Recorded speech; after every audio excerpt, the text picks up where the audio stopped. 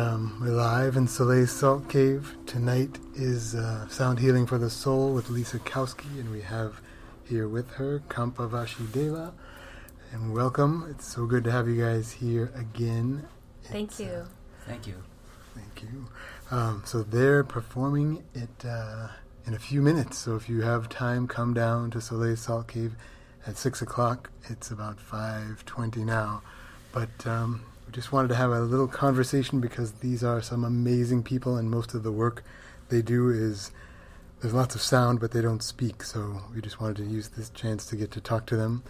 So Lisa, how are you? I'm fine. Thank you, Daryl. Yeah. Thank you for having us talk live. It's all neat and new to us, but we just wanted to sort of get a snapshot of who provides the healing here at the cave. So I know a little bit about sound waves and energy, but not nearly as much as you do. I've sat in on the, I've done a couple of these, I think, and it's really moving. But can you speak to what happens with all these things here? Sure. Well, I work with quartz crystal bowls. They're frosted, and I have a set of 7 currently, and each of them is a different note, and each of them is aligned with a chakra. And for me, how I found sound healing, I actually attended several years ago, and it wasn't until a friend of mine placed a bowl in front of me and said to play it. And once I struck it with the mallet and went around the bowl, the vibration went inside of me.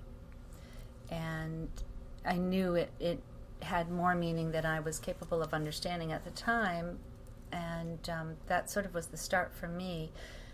So my background is music appreciation, but all of this has sort of come intuitively to me. And as I grew my menagerie of instruments, I realized that the vibrations that are created speaks to each individual that attends a little bit differently. And I try to start each session with a guided meditation to sort of create a little bit of a visual for those of us that are visual. And then it's really just relaxing in on your inner journey to wherever it takes you. And hopefully there's healing. I feel there's healing that happens just naturally through the various instruments and the vibrations that they align with in our bodies.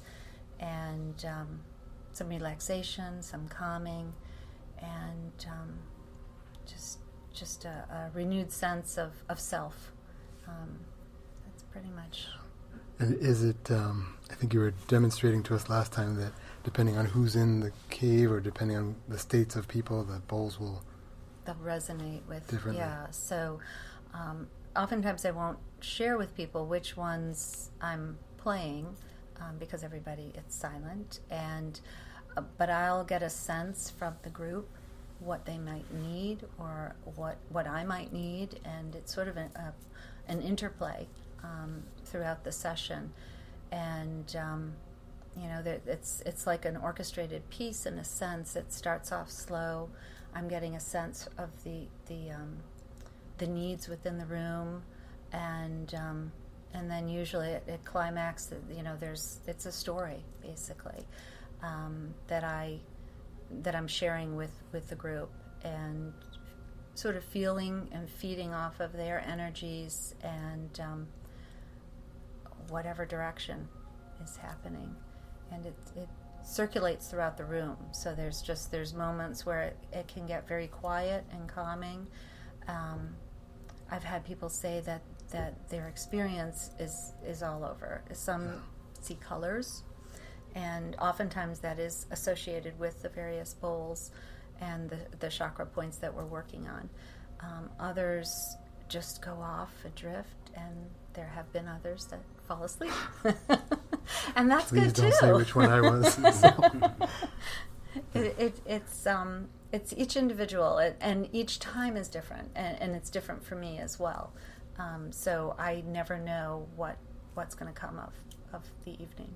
Well, it's 30 minutes from now. We have no idea what's coming, so people will come and be part of that. So 2 more spots left, definitely.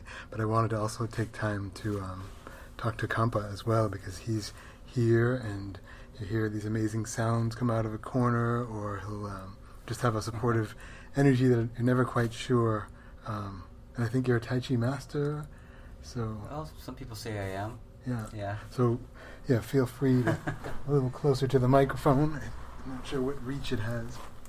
But, yeah, can you speak to your relationship with sound and all that happens in here? Yes, I'm actually here just to assist Lisa with the metal Tibetan bowls. The bowls that I have also have sounds of the chakra system. And they basically are there just to assist the sounds in between that. Sometimes there's a moment of silence, and I will just intuitively feel what's needed and ring whichever bell comes about. It's very sparse in that way, and it adds a little more taste to the sounds between the silence and the crystal bowls. That's about all I can say. Yeah. It's something you have to experience being here, Yeah. and feeling it that way, and hearing it, and feeling the vibration, and really experiencing the moment. So it's almost like energy healing jazz, right? Where there's a lead musician, Sure. and then someone...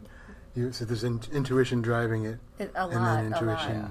I mean, when we supporting first played together, it was very interesting because, there's no rehearsal. It's just coming together and really feeling each other's energy and intuitively knowing and complementing.